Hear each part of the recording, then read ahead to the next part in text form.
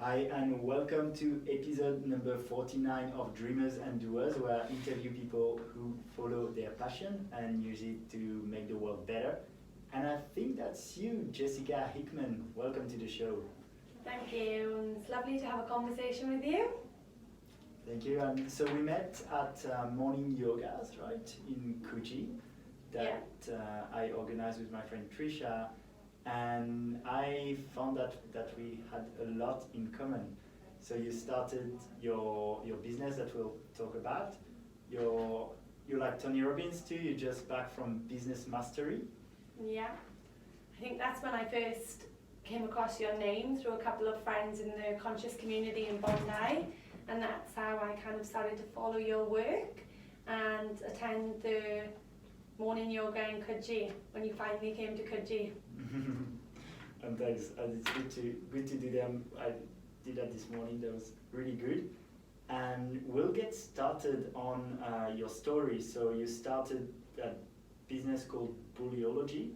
Can you tell us a little bit first, personally, what's your story and how you got into starting that business? Yeah, for sure. So Bulliology is a training and education company that I started to set up following personal experience with workplace bullying. So I come from the UK, from Wales, and I came to Australia in 2013 as a backpacker, like many of us, and fell in love with the country, the people. So I was lucky enough to have an opportunity to work in Darwin for 3.5 years. I picked up a position within HR in the oil and gas industry. So it was an onshore oil and gas project with a mainly male workforce, and the buzzword there was suicide, and unfortunately it was men within the industry. There's a high rate of suicide, and so I decided to use my experience on that project to develop relationships and culture programs, partner with many mental health providers in the local community and interstate. So that's a whole other part of my story, I guess, but that really kind of drove my passion to explore mental health. But 6 months in, I had a new HR manager who didn't believe women should be in the workforce. So while I had positioned myself as this strong female, breaking boundaries and barriers, speaking about mental health, changing a whole culture within an industry, that kind of put me in the firing line to suffer extensive workplace bullying, where the more successful I became, the more my own HR manager would bully me. So 3.5 years I was in that toxic environment where my own physical and mental health actually got affected by that bullying. And so it came from your personal experience of being bullied, and do you think bullying was also the reason why so many men committed suicide on that workplace? I can't say that was the reason why. There was multiple reasons. But was it a big part of, let's say, the atmosphere on that workplace? It was a hard atmosphere. It was a high-risk environment, working in Darwin, which is hot, being away from friends and family, living in camps, being in this confined environment where you were kind of feeling quite lonely. And that came from why some people became bullies by default, because they were feeling the pressures, the strains of being away from home. So I wouldn't like to just say that was one of the reasons, but it was a very big contributing factor of why a lot of good people left the workforce within my company, and people really suffered in that environment. So for me personally, my job was a big job, and I was making sure that I was, serving the people, helping the people, and I could have really done without suffering my own bullying when, I have to deal with workplace stress consistently, worried about other people's mental and physical health, and my own suffering at the same time. So. And how would you define bullying? Yeah. So bullying is an ongoing campaign of belittlement. It's repeated and it's intentional. So if you do fall out with someone at work, like adults do, or kids fall out with one another, that's not necessarily bullying. So it's important for me to define what is and what isn't bullying as well.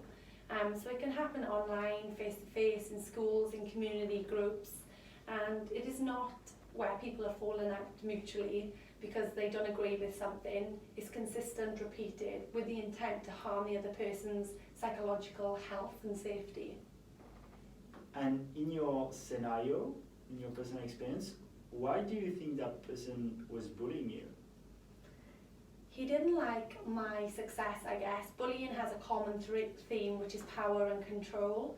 And the more successful I was becoming, the more my bully was kind of losing control, I guess. So I had all of the traits that he didn't. You know, I'm kind, nurturing, compassionate, empathetic. I have the ability to make very good relationships with most people I meet. And he was very cold, you know, passive aggressive, had a hidden motive, very, you know, not a kind, nurturing person. So I guess he probably seen a lot in me that he wishes he had. And I realised that throughout my bullying, you know, people often inflict pain on other people because they have their own suffering. So it took me... Hurt people hurt. Yes, exactly. And it took me a long time to kind of remove my own hate, not understanding why this man wanted to inflict pain on a young girl who was doing a good cause, but to really look at him with compassion and kindness and think, what have you suffered in your life that you now need to inflict pain on other people? And that set me free, removing the hate from my heart, and that's what really drives me now. You know, and I do say forgiveness removed my fear. Yeah, that's beautiful. And did you have any particular practice to break through on that forgiveness? Yes, I am very fortunate that through my dark stages of really, you know, suffering extensive bullying, I developed PTSD. I was having nightmares. Not only were I being bullied at work, I was on a visa, so my livelihood was threatened. I thought I had to leave a country, not only a company.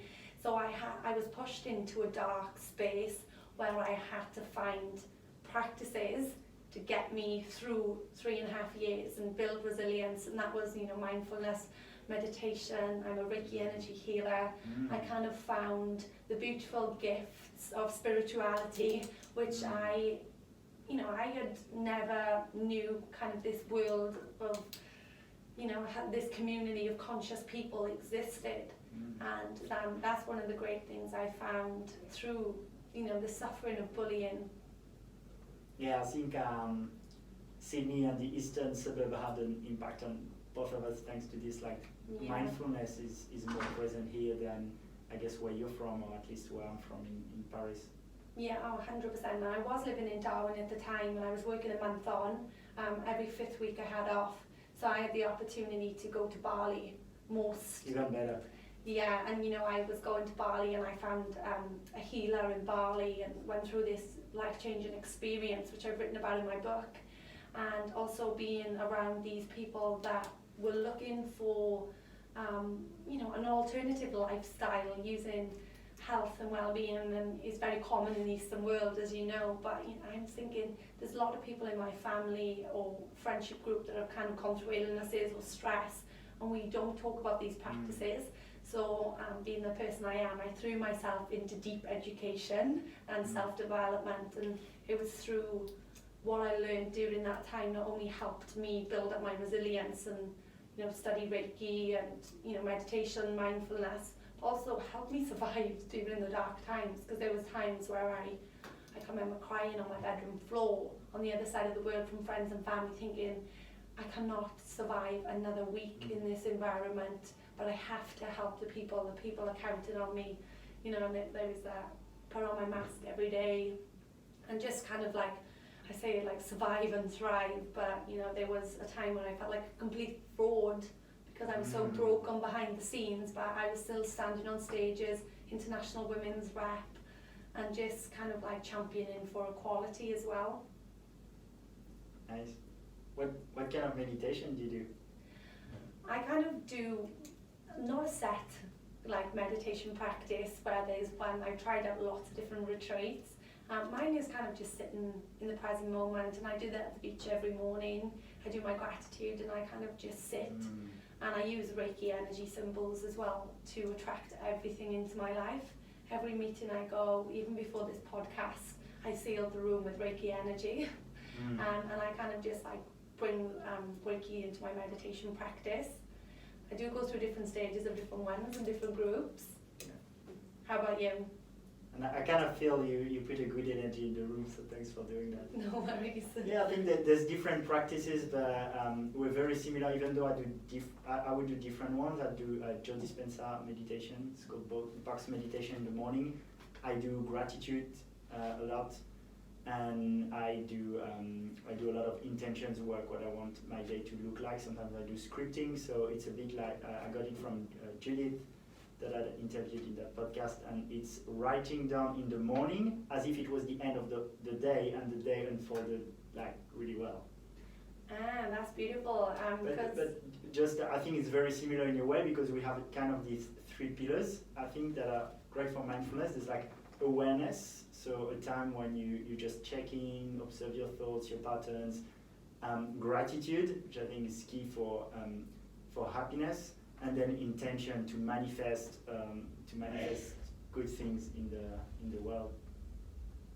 Yeah, I agree, and I do everything in life by that principle of looking at my end goal. So even in business, I imagine that if money or time or anything, all the limitations we put in our mind wasn't an issue, like how would that look? Like what would I have achieved? And I actually met a guy a couple of months ago, and he said to me, and it really kind of shaped all of my thinking. He said that when you're on that stage winning a Nobel Peace Prize, what would you have achieved in your lifetime in 40 years' time? And I was like, well, I've never thought that way. Fuck yeah. Yeah, and now I kind of like go back and I kind of like every day I'm like, this is what I would have achieved. And it kind of like looking at my end game, and like you said, at the end of the day, what have I achieved? When I tuck into bed at night, what can I be proud that I've accomplished that day? And aim high, the big game, the big end game. That's what I love about you, is like you aim super high and you're not sorry for it. And I think in our society we're educated to think aiming high is kind of arrogant or pretentious. I think our education system from schools that want us to fit in and to not aim too high, because it wasn't fitting in the old paradigm of being like a good worker, and also sometimes loving parents who don't push you to aim high because they might think you'll be disappointed or hurt in the process. I think it's a bit of a shame, and that's why I find you so inspiring. So how do you, when did you start really not, I guess it's a breakthrough you have to go through, right? Because we're not educated this way. So when did you realize, okay, well actually I have a huge gift to bring to the world, I matter, and I'm gonna aim high, and there's no reason to be sorry for that. When did you realize that? I think I've always kind of been striving for something within me, like a fire in my soul. And just on that, Australia has what they call tall poppy syndrome, where in the US, for example, everyone's saying, I am the best, I am the greatest. But in Australia, there's a big culture where you're told to fit in. And, even touching that, we're both living overseas away from home, where back in our community, everyone is kind of like fitting in. And then, as an example, when I started getting into Reiki and spirituality and talking about angel cards and healing, everyone was like, whoa, she's just lost the plot. And now we're kind of like in the UK, the veganism and kind of like veggie. When I first went home and I was a veggie, everyone was like, whoa, freak, like what's happened to you? Now they're kind of like lifting the consciousness. So I just think like some like patterns are behind, and I'm lucky like here in Australia in the Bondi community in Coogee, it's like we're taught to like, and we are forced into environments where they're not our childhood friends. We meet people, we have to connect with them, we have to make new friends, and we surround ourselves in networks where we kind of like challenge our mindset. So I think being away from home, I've had the opportunity, I guess, to learn new things and become confident in myself, to kind of like strive for big achievement and be unapologetic for it, really. Like suffering bullying for being a good person and being a high achiever was a hard pill to swallow. I didn't understand why someone would inflict hate on another for helping people. But as the saying goes, haters are going to hate. And sometimes when people are super successful and they are achieving, people live in fear, so when you're stepping outside of the box and really thriving, not everyone is going to clap in your corner.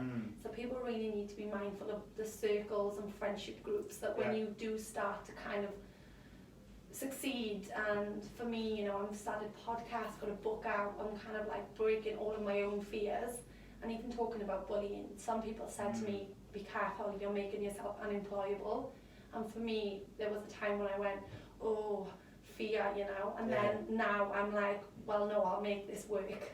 And it's kind of like the mindset, because there are always going to be people that are trying to pull you back into comfort zones because they are too frightened to step out of them themselves. So you do need to be unapologetic as a high achiever. Yeah, I had this one, Unemployed, all from, and it doesn't have to be people who want to drag you down. Like for me, my mom, for example, was quite worried that I made myself unemployable. I mean, it depends with who. Probably it's true with certain companies.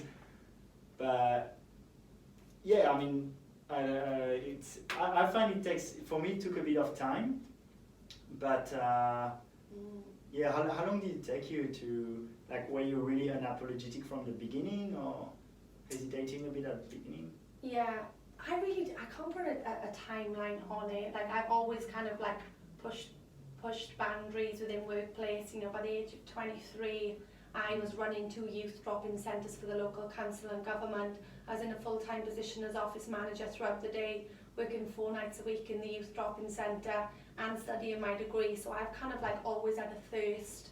And even back then, people were saying, why are you working so much? But I'm pretty good at managing a very busy work life. I'm always more, and managing kind of like a very social life as well. So I don't know when it was. I just think, like, for me personally, I'm pretty lucky, and I didn't realise this till I wrote my book. My parents have always been had their own business or been very business minded. Like, my mum has had a hair salon for 30 years, as long as I've been born, from a young age. And I just look back and think, you know, oh, I never thought as my mum was an entrepreneur before it was cool. But she's the only kind of hair salon in our local area that's kind of like survived the winter season of up and down in business. And she's got a consistent clientele that know me from birth. And that just goes from personal relationships and caring for your customers and clients. So I guess it's a good principle that when I said I wanted to create Bullyology, there wasn't a point where my parents went, oh, what are you doing? My mum just went, you always work it out, you've got your own mind, you do what you want to do. And I'm really lucky. I just had the opportunity to take my dad to his first Tony Robbins event. And he said, I've learned more in the first 2 days than 40 years in my personal and business life. So that for me was a beautiful gift, that if I take anything from life, it's giving that personal development opportunity back to my parents. Even though I had to drag him there, and he said work is too busy, and he told me a couple of days into it that he was actually going to pull out. I'm trying to convince my mum to come on a retreat in Bali at the moment. Yeah, good luck with that. Good luck with that. My mum has just started yoga and meditation, and that was a big breakthrough for me. And she actually sent me a picture yesterday of Louise Hay's book. So I'm thinking, I'm working. Consistency is key. And anyway, I'm saying trying to convince, but in the end, I guess the best way to do that is to be the best person you can, right? That's what I was finding out. It is, and in social groups as well. When I first started to do Reiki and meditation, that was kind of like being forceful. You know how excited you are when you first realise, like, energy, law of attraction.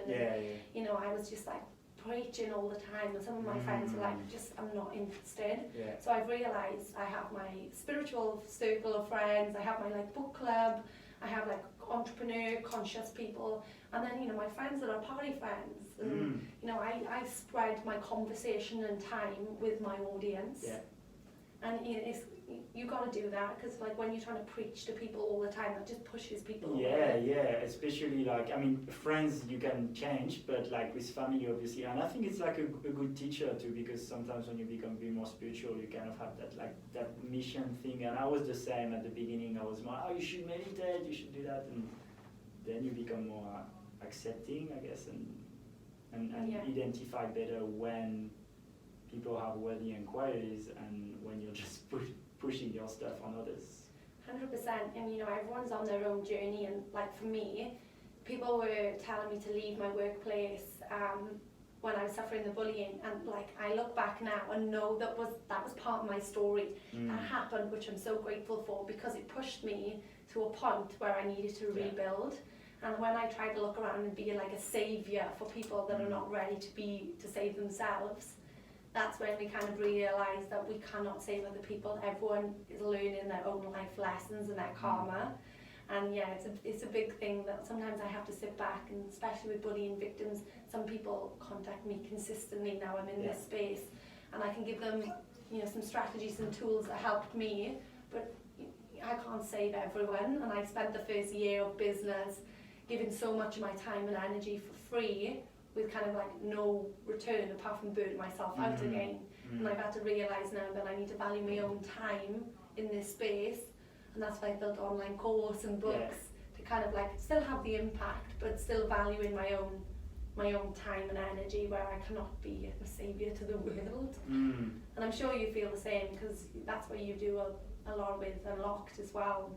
Yeah, it can be that can be a big challenge for I think, you talked about energy. Lately I've been trying to really be conscious of my levels of energy and refilling the cup rather than trying to pour from an empty cup sometimes. And I think when we do what we do, which can take a lot of energy sometimes, it's important.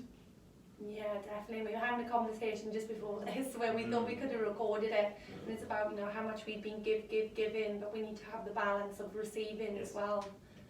Okay. Just to go back on it's interesting on what you said regarding, for example, meditation. I remember when I started meditation, for example, I went to Copenhagen with my friends from France, and not on the spiritual side of the island. And we were smashing buckets, and when I talked about meditation, when we're in a group, it's like, Alex, you became such a pussy in Australia, meditating, here's a bit of quinoa. And but then when almost all of these people, if we spend 15 minutes just being together, they'll be interested actually. Yeah, definitely. I have spiritual nights at home now where my non-spiritual friends will come around and say, hey, can I have a go of your angel cards? And before they would have thought I was, crazy, and they've seen the kind of success I've had with business, and success, when you are successful, people want to start to mirror you. So before, when you're not really successful, I guess, and now I'm kind of saying I do my gratitude every day, I do my meditation, my mindfulness meals, and now then people are kind of like, oh, I meditated the other day, and they're really pleased to tell you, and you say, great, you're doing it every day? Not yet. You will get there. You just need to practice the skill of implementing it into your daily life so it doesn't become a chore to be spiritual. That's interesting, because in our circles, to me it's become such and like a habit, to meditate, and most people do, but in this circle, but obviously in the world, it's still a small percentage. Oh yeah, and people think that you need to be sat there in a lotus position and clear your mind, and I just say to my friends, even eating your meal mindfully, walking to the gym when you're not on your phone, or just walking across the coastal walk, just being present. Like you said, we're very lucky that we can look at a flower and be like, oh, this is amazing. But people are so connected to technology these days as well, that we are unmindful in interaction with our partners or friends. I was actually out to a brunch on Saturday, and I made everyone put their phones in the middle of the table, and I made it a bit of fun that whoever took their phone had to down their drink, because it was my party friends. I love that. But one of my friends who's highly addicted to their phone, she was the first one. I don't care, I'll down my drink. And everyone else was kind of like looking, any notifications. And people were really, and that's just how technology has changed us. 12 girls there to communicate, and everyone was on their phone. And I think I mentioned it 4 times before I kind of like put the rule in, had a resistance, but everyone complied in the end. It's crazy. This is the best drinking game. Yeah. I know, no one wants to be the first person to break it. And then I give them a little talk on being social and connecting with one another, and here she goes again. But it's so important that we are back to meditation, you know, it doesn't have to be that silencing of the mind. It can be like present in everything we're doing and just connecting with other people. It's so important for our health and well-being as well, particularly with entrepreneurs that work at home, which I suffered last week. It's my whole well-being comes from connecting with people in coffee shops and just having them conversations and hugging people, a bit like you. So yeah, we really need to kind of like get out and about and do that as well. And yeah, on regarding, you know, when you talked about people looking at your success and being a bit jealous of it, I thought that was interesting, and because that's something I've experienced both towards me, and we can talk about what success means to us, but like I can feel when people are a bit jealous of my success in a way, but I could also feel when I can also feel when I'm jealous of other people's success. So what makes it easier for me to understand is that it's within me too. So for example, I have a friend of mine who's very successful, like on different criteria, but he's multimillionaire and has a lot of good influence in his industry, and same age, and you know, we're friends. And I could remember sometimes looking at, so he sells online courses, and looking at his online courses, and he's my friend, so of course I want him to do well. But I know when I was checking, a part of me was hoping that I wasn't doing great. And the reason for that is comparison, is because I knew if I saw that person was doing well, that would in comparison make me feel like I was a failure, right? So, I mean, it's interesting because I obviously work on that, but I can see it in myself, which makes that I can understand why people do it, and it's a lot due to comparison. And the other anecdote I had, which was a big breakthrough for me, is I'm part of a chat group with friends, and we had a friend, not that close, but one of someone from my business school who started to do TED Talks. And so obviously that's like a criteria of success. And most of the people in the group were smashing him, like, well, it's so stupid what he says. And I was like, I think it's great, you know? I was like, okay, there's something wrong here.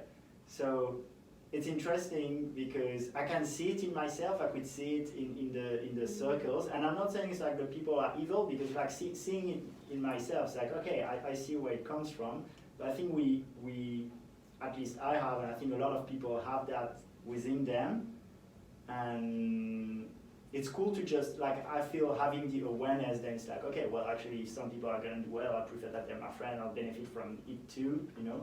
Yeah. I find it just, yeah, I can clearly identify that, and I think if people start to think about it and raise awareness on it, first they'll identify it, maybe within them if they have it, and that allows to then overcome it, because if you want to be a good friend, you actually don't want to have that jealousy within you. 100%. I'm not sure if it's Tony Robbins who says comparison is the thief of time. It is someone, I don't want to steal the quote, but it is something I live by. You know, as a keynote speaker, an author, just started my own podcast. I spent a lot of time comparing myself to other people. You know, other people in the anti-bullying space. You know, there are amazing organisations, non-for-profit charities that have been doing it for a long time. And something I had to do was kind of like swallow a bit of pride, contact them all, say, hey, look, I don't want to be in competition with you, I want to learn from you. You know, then there's a small pocket of them that got back, and I have a good relationship now with my competitors, some of them even offering to pay me for leads. And a lot of them, when I first started out, were just uninterested. But they're the people, you know, that now that support me as well. And it's like any industry. You can compare yourself to other people, and Instagram, you know, you wake up every morning, you follow a lot of people, you instantly compare yourself to other people. Sometimes before we get out of bed, we're already on the back foot. So I've stopped looking. Don't do that. No, don't do that. So now I've stopped looking at what my competitors are doing. I kind of just really focus on being a better person than I was yesterday. The only competition I think that we should have is with ourselves. And there are friends and people around that kind of say, that want to kind of ride on your wave when you are doing well, but it's the people around you that kind of like are there and help you out when you're not doing so well, or you're having the down days, and it's really picking your circle again. But recognising it in yourself, you know, when you do see someone buying a new car, or someone that was in the same personal development as you, and they're kind of like flying a little bit higher, you know, It is, you know, you do compare yourself and you do beat yourself up. I think it's like within human nature, but I commend you for saying that, even with your friend, because I do look at other people, you know, that I spend a lot of time with and do think I should be further along on my own journey. And I do have friends as well that say to me, I just wish I had your confidence or your skill. I said, you have to build this person, you know, you have to build this person like the bullyologist. Yeah. I had fear to say I'm the bullyologist, and I had people say, how can you call yourself the bullyologist? Like, what special skills do you have? And I'm not perfect, I say, you know, and the good thing for me was I have personal experience, and I work with a lot of organisations to bring in kind of research, and I don't know the answer to everything, but people always think that they're afraid to show vulnerability, they're afraid to be like authentic, and we always have to be this person on the outside. And I have days where, you know, I still suffer with major anxiety as a direct result of my bullying, and I openly talk about this. And sometimes I'll be in a room of a lot of people and I'll say, hey look, please ignore the rash on my neck. I suffer with anxiety due to my bullying, fear of judgment. And that kind of like breaks the ice, because they're like, she's a human being. And I just think that that's something that I'm going to live by now, is like authentic. Yeah. And if, you know, you do feel yourself getting jealous of other people, it's kind of like, what you're doing, recognise it and kind of stop it, knock it on the head, because when we do have jealousy, that's what tears us apart, and that's the traits my bully had, and that made him into a very evil person. Jealousy. Nice. Yeah. I have a question, because we talked a lot about success. What's your definition of success? That's a hard one, because success in society is planes, jets, cars. And I was reflecting on this last week when I returned from an overseas trip. And I was at home, so grateful to be back in my own house. My 2-bed apartment, I can walk to the beach every day. I'm able to kind of surround myself with good people. And I sat there and I thought, I'm at the top of my game in respect to being in a loving relationship, having food on the table, you know, having a business where it doesn't feel like I go to work because it's my calling, my purpose. And I thought, I feel successful. But on the outside, you know, people want to ask you questions of how much money you've got in the bank, or, you know, what car you've got. And I just think like society compares it to money. But, you know, we go to these personal development things, and there's a lot of people I know who are very wealthy people that are very unhappy, that don't have loving relationships or good relationships with their kids and family, because they've dedicated these 70-hour work weeks. You know, and I was the person when I was in the oil and gas industry, working 60, 70-hour weeks, exhausted, earning ridiculous amount of money, but was feeling so empty. And I didn't have time for a relationship then, or when I was, you know, going on dates or whatever, I was attracting the wrong people, because I didn't have self-esteem, and I didn't have that kind of self-love, because I'd been beat down for so long. So to answer your question, I think success is just owning what you have and being grateful for it, and waking up every day and just being successful. And my mind and body is in a much better state than it was previously.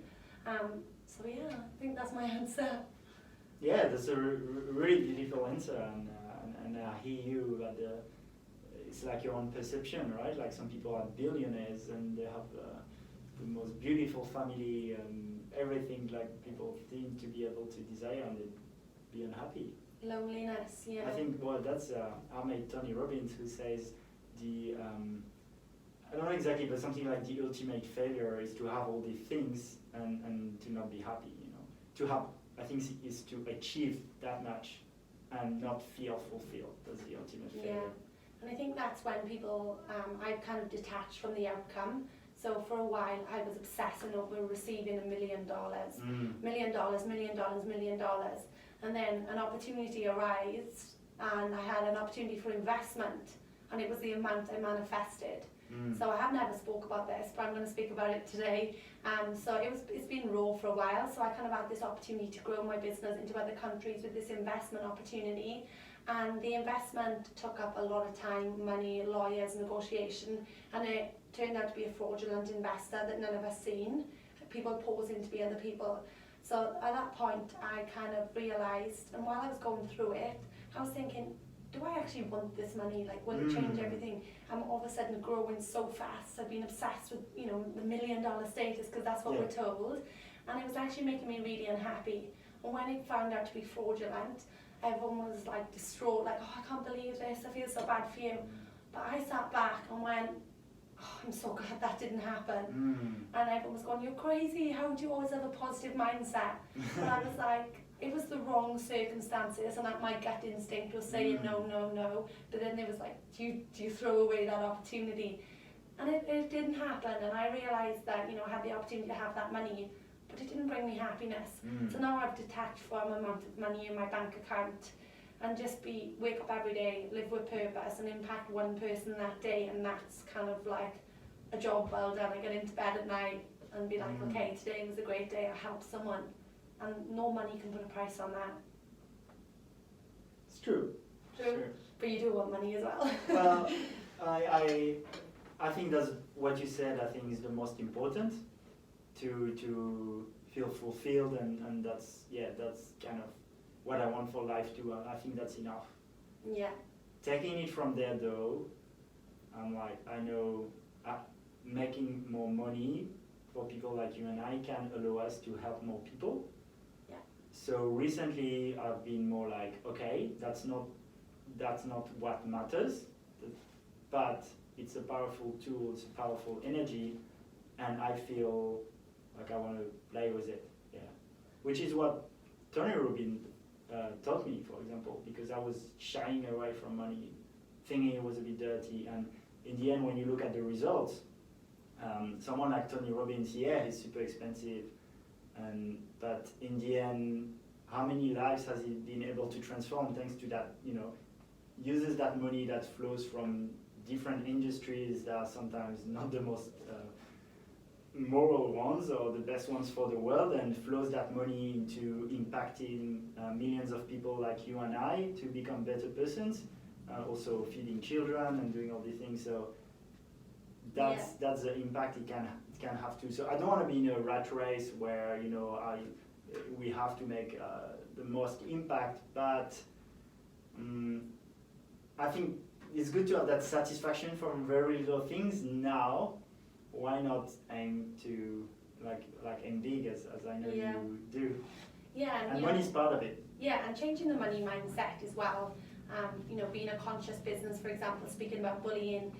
In the first year, I did do a lot of stuff for free to build up not only my content but my own personal confidence. Yeah. And people do expect, especially being a female, to talk on like gender equality, and they were like women in general do get paid less than men, and people, you know, and I've seen a lot of like feminists and people saying about this, and it's not my story, but people do say, hey, look, just come and speak for free, and it's like, now you need I'm in the process of really setting my worth as well. Like the story and the impact and the mission I have is much greater than a financial kind of gain. It's not only improving productivity in the workplace, but, you know, profits, but also saving lives. Yeah. And so for that reason, I think, like, for example, let's take that example. Jess, I want you to be like a multi-millionaire because you're a beautiful person and you have a beautiful impact to make in the world, and I know that that will allow you to reach enough people, to reach enough workplace, maybe to have programs that are distributed all over the world, so like so many workplaces change that attitude towards bullying, and that's the very reason why I think I would love you to make millions and millions, because I know that's going to make the world better and have a huge impact. 100%, and that's my big goal. So the more money I earn, the more lives I can impact, the more countries I can franchise out to. You know, the big goal for me is creating health retreats for bullying victims. Haven't said that before either, but you know, it's the more money I have, the more staff I can train, the more I can deliver content and partner with another amazing organisations as well. And you know, it's back to the success. People think that your success is based on money as well, and I guess it kind of is in a way, because the more money you have, the more successful you become by social impact. Can be. Yeah. I think we've touched on quite a lot of topics, and that was amazing speaking to you. I still have, first, how can people follow you? Yeah, you can find me at bullyology.com. I'm across more social media, LinkedIn, Jessica Hickman, Bullyology on Facebook, Twitter, Instagram, YouTube. I've also just launched my own podcast, which is called The Bullyologist. You can find it on Spotify and iTunes. And also my book is on Amazon, The Bullyologist, Breaking the Silence on Bullying. So I'd really appreciate if people can share, give it a follow, reach out any questions you have. I'm always happy to answer anything. Thank you so much. And I have a last question. Do you have some clear impact you want to have in the world? My impact is I would like to impact 10 million people in 10 years. And that would be a massive achievement for me. More, even better, but now I'm kind of working to get across 4 countries and spread the message. Nice. Is there anything you want to add or share?